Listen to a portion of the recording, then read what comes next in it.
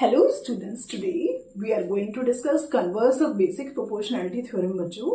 So before starting the converse of basic proportionality theorem मैं आप लोगों को सजेस्ट करूंगी कि सबसे पहले आपको बीपीटी पढ़नी चाहिए, जिसका लिंक मैं आपको डिस्क्रिप्शन में दूंगी. Then you can come to this video. ठीक है.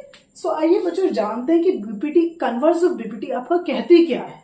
कन्वर्स ऑफ बीपीटी कहती है आपका अगर एडी अपॉन डीबी किसके इक्वल होगा, एई अपॉन ईसी के इक्वल होगा, तब डीई किसके पैरेलल होगी, बीसी के पैरेलल होगी.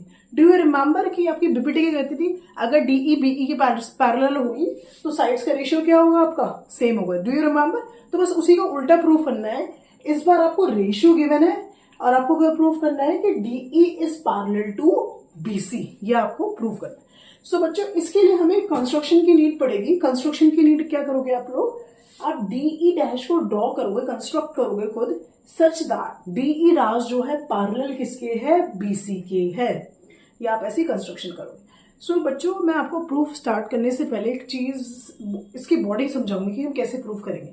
आप क्या करोगे बच्चों, इसे जैसे जैसे आप आगे सॉल्व करना स्टार्ट करोगे, यू विल सी कि पॉइंट जो ई है, ये और ये पॉइंट क्या कर जाएंगे, आपको को इंसाइड कर जाएंगे. ई और ई डैश आपको को इंसाइड कर देंगे.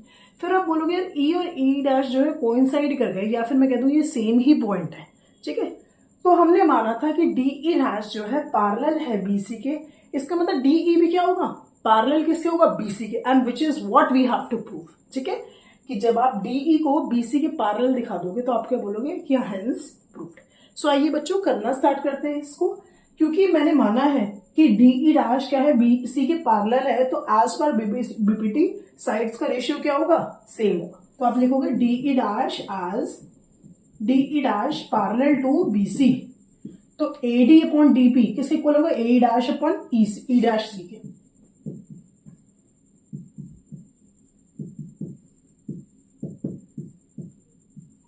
ठीक है. अच्छा अब बच्चों कैन यू सी जो आपको गिवन था और जो आपने अभी लिखा है, इन दोनों का एलएचएस वाला पार्ट क्या है, सेम है. कैन यू सी, यहां पर भी एडी अपॉन डीबी है और यहां पर भी एडी अपॉन डीबी है. जब इनका एलएचएस वाला पार्ट सेम है तो इसका मतलब इनका आरएचएस भी क्या होगा, इक्वल होगा. So you will say from equation 1 and 2 क्या लिखोगे बच्चों आप कि AE upon EC is equals to AE dash upon E dash C. ठीक है. अच्छा अब जरा आप इसे खूब अच्छे से देख लो, ये दोनों को दोनों इक्वल आ गए. कैन यू सी, बस ई की जगह ई डैश है, ये फर्क है, और अदरवाइज दोनों को दोनों सेम है. सो ये कब पॉसिबल है, जब आपका ई और ई डैश क्या कर जाएगा, कोइंसाइड कर जाएगा. या फिर मैं आपसे कहूं कि ये दोनों को दोनों सेम पॉइंट है. अब भाई तुम क्योंकि मान के चले थे कि डी डैश ई जो है वो पैरेलल है किसके, बीसी के, और ई और ई डैश सेम पॉइंट है, इसका मतलब डीई भी किसके पैरेलल होगी, बीसी के पैरेलल होगी. This is what we have to prove. तो आपने क्या निकाला, इसका मतलब क्या लिखोगे आप, पहले लिखोगे E and E dash coincides.